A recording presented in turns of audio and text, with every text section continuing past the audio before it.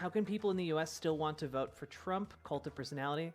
I mean, yeah, obviously it's the cult of personality. Like he lost no support from his primary base since last time he's been in office, right? And part of the problem is last time he ran for president, a record number of people turned out to vote for him on the Republican side of things. Likely that a similar amount of people will turn out for him this time, and Biden is bleeding support. And that leads to a very scary precipice that we're heading towards. And, you know, you and I, we're going to roll up our sleeves and do our best to avert fascism in the United States. But it is going to take a lot of work on our parts. Did we really get raided by Vosh? We really did. Really, really. Also, if you're coming in on the Vosh raid, hit the subscribe button on the YouTube channel and like the goddamn YouTube stream, okay? Helps a lot. Trump plans on having Lara Trump as co-chair of the RNC as replacement for Ronna McDaniels? Ronna McDaniels? I don't know how to say that. Yeah, it's true. I can't, like, this was one of the silliest stories I saw all day. From the Daily Beast.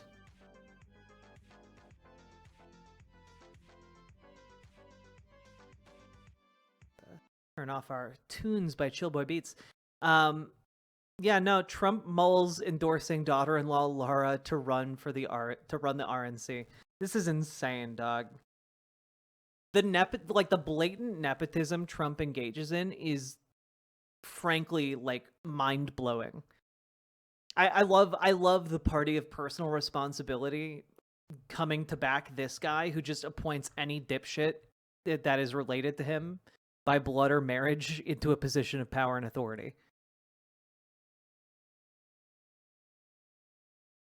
We're at 200 viewers for a sec. Nice.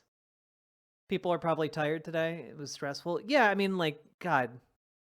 You know it's bad when, like, I feel like I'm an island of tranquility in the leftist politics space and I'm talking about an actual genocide in Gaza. Priorities all fucking askew. I'm gonna say at least it's in the open. The bar is in hell. The bar is in hell, really.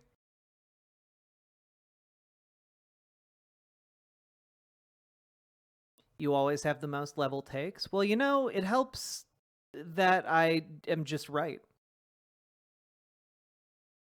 I'm being horny for men in Death Stranding. That's fair.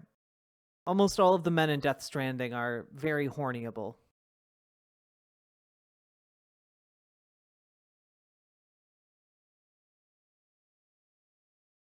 Imagine if the Democrats was a political party, one of the Clintons as a DNC chair. I mean, the Democrats are incredibly incestuous, politically speaking.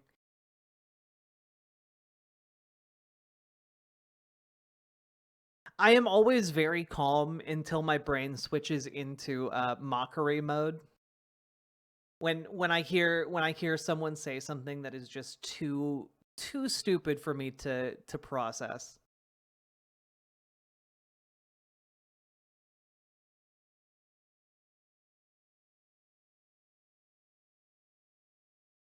Yeah, I mean, basically, Trump is trying to narrow down people for positions of power who he knows he can rely on to be basically yes men.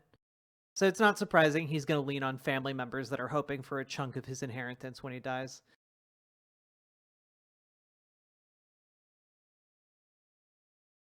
You know? Sucks. But also, let's bring up this thread by Good Lefty Boy, SDL. Trump has now repeatedly called for mass removal of 11 million undocumented residents, a new deportation force of 200,000 military and police, concentration camps on the border, having red state National Guards occupy unfriendly states. A Trump win means ethnic cleansing, and I don't think he's being hyperbolic here, guys. I don't think he's being hyperbolic. literally, when I talked about the funding of this kind of deportation force, this is the pathway of having a private, essentially like a private secret police. You know, this is the pathway of getting exactly that can operate with impunity basically anywhere in the United States. This is what he's saying in the open every day that he wants to do. He's shouting it to the world. So imagine the plans he has behind closed doors, you know? And like, I mean, mass removal of 11 million undocumented residents, like that is an ethnic cleansing, right? That's an ethnic cleansing. Like definitionally. And like if you think that that's not going to have an effect on like natural born like Hispanic people in the United States, like citizens of the United States, you're living on a different planet.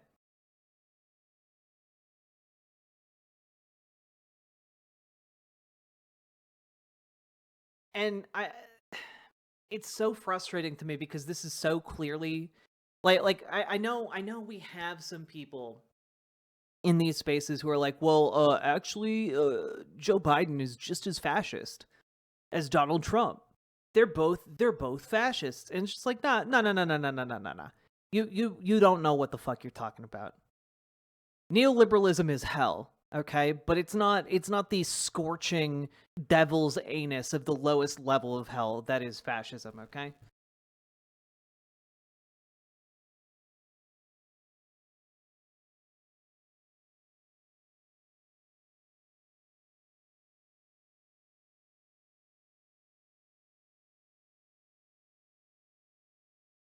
Absolute brainlets. I mean, like, my God, this is where we're at in like on the ground local discourse in political petri dish Florida, right? Promote the concept to students that there's such a thing as transgender, that you can change gender, that sexuality should be celebrated if it goes against heterosexuality, because it doesn't promote heterosexuality, it promotes. He's complaining about the pride flag, just as some context. Homosexuality, it promotes bisexuality, it promotes everything except everything except heterosexuality. So that's indoctrination. What we kept hearing about queer students, an adult does not have the right to put that label on a child. That label queer has to do with sexual activity. And if the child is below 18, that is a form of grooming. That is a form of sexual grooming and really pedophilia when you say a queer student. That should not be, those two words should not be juxtaposed. You should stop talking. I'm sorry, promote the concept of student. I mean, like, man, you know how far you have to go in Florida to have somebody be like, please shut up. Shut up. Who's this guy? This guy is John Labriola. Speaking today for SB 1120, which would ban the showing of any flag that conveys political meaning from public buildings, which is wild stuff. Yeah, not high priority, but just like this is the kind of guy that gets empowered, that becomes like, put into a position of like legal and governmental authority as a result of like a Trump victory. People who think exactly like this guy.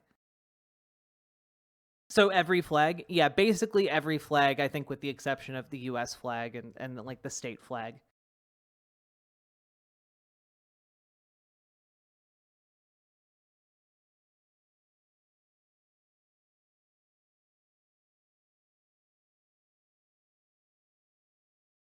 Oh, and then we have this, right? This is a new up-and-comer, a rising star in the Republican Party, the Lieutenant Governor of North Carolina, Mark Robinson. He's been, like, on a real tear, just, like, outright spewing, like, Nazi propaganda in North Carolina. He's been trying to like kind of set the stage for a run at like the governorship or Senate, maybe Congress. And he's basically, telling trans people to shit on the street. If you're confused, and he's talking about which bathroom to use, if you're confused about which bathroom to use, find a corner outside somewhere to go. Yeah, not, like these people want trans people to be treated like animals, because they want to get rid of us. As a trans person, I take that a bit personally,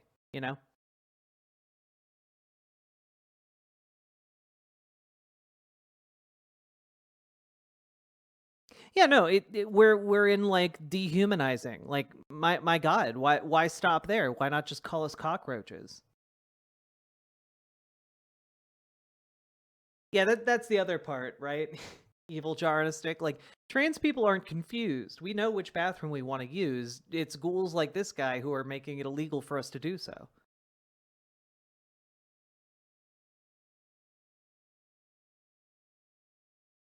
How far down the 10 steps are we now? I mean, we're pretty far fucking down.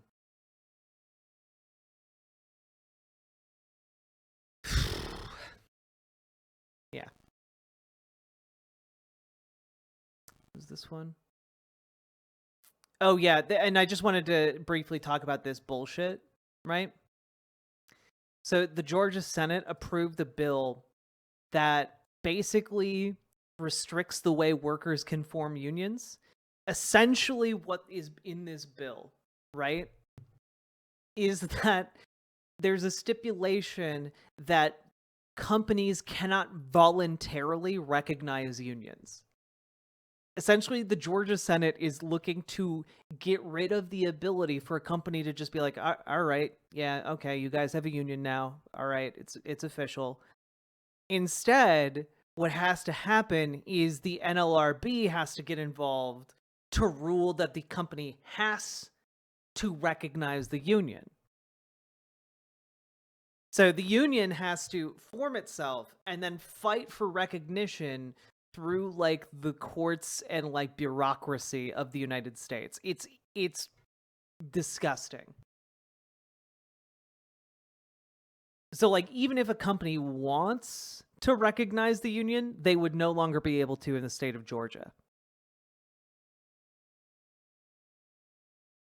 Wild stuff.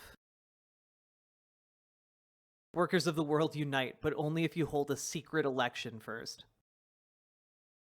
That's what the state Senate did Thursday when it passed on a party lines a labor union bill backed by Governor Brian Kemp. Senate Bill 362 bars businesses that open shop in Georgia from receiving state incentives if they recognize labor unions, unless workers vote to unionize with a secret ballot. Okay, so I guess they don't have to fight it all the way to the NLRB, which is good, but like, this is very bizarre. The bill only targets voluntary actions of companies who agree to accept certain incentives, regardless of the outcome of a unionization effort, said the bill's sponsor, Brunswick Republican Senator Mike Hodges. It does not prohibit a company's employees from unionizing or require an employee to oppose union organization efforts in any action. Employers are free to agree to hold union elections. However, employers only lose eligibility for state incentives if they decide to skip secret ballot elections when it's available. So, yeah, weird. Secret ballots allow people to vote their conscience without intimidation or pressure, and that's why they're used for everything from church council elections to presidential elections, said Ackworth Republican Senator Ed Setzler. My God.